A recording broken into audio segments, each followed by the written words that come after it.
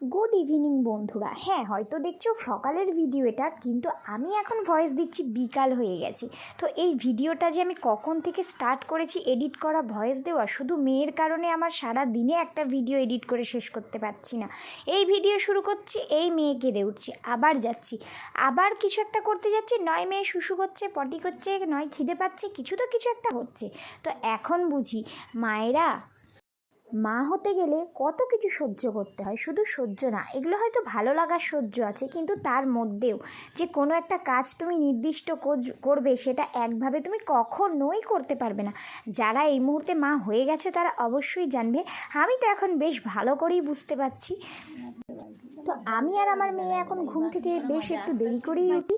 তো ওঠার পরে আমার মেয়ের এখন মুখ ফ্রেশ হওয়ার টাইম। মানে আমার মা সকালবেলা ঘুম থেকে উঠে ওকে গরম জল, হালকা উষ্ণ গরম জল করে মুখটা পুরো মুছিয়ে দেয়। আর দেখো, আমার মেয়েকে না তেল মাখিয়ে রোদ খাইয়ে খাইয়ে পুরো কালো করে ফেলেছি। কিভাবে আমার মেয়েকে তেল মালিশ করে আমার মা, সেটাও একদিন তোমাদের সাথে আমি শেয়ার করব। এত সুন্দর করে তেল মালিশ করে আমার মেয়ে পুরো রিল্যাক্স ফিল করে, রোদের ওপরে উবুর হয়ে শুইয়ে রেখে দেয়। হ্যাঁ, তোমাদের বলেছিলাম না আমার বেবি হয়েছে। আমার বেবি গার্ল হয়েছে না বয় হয়েছে? আমার বেবি গার্ল হয়েছে। মানে আমাদের ঘর আলো করে একটা রাজকন্যা এসেছে। জানো তো, আমরা শুধু দুজনাই না, সবাই চেয়েছিল আমাদের যেন একটা মেয়ে হোক।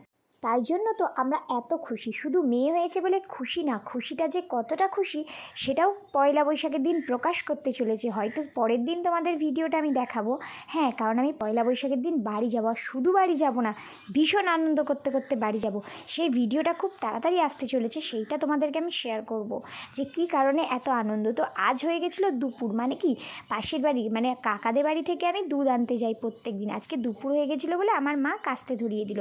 হ্যাঁ, বেবি হয়ে গেলে নাকি এরকমই কিছু একটা করতে হয়। তো এটা হচ্ছে আমাদের বাড়ির কালী মন্দির বেদি, সেটাই তোমাদেরকে দেখালাম বেদিটা। তো চলো কাকাদের বাড়ি থেকে আজকে দুধটা আনা যাক। আমাদের বাড়ির পিছনেই কাকাদের বাড়ি। তো আমাদের এই চারিপাশটা ইগনোর করো, কারণ আমাদের সব চাষিবাসি বলে এরকম অনেক কিছু থাকেই বাড়ির আশেপাশে সব কিছু।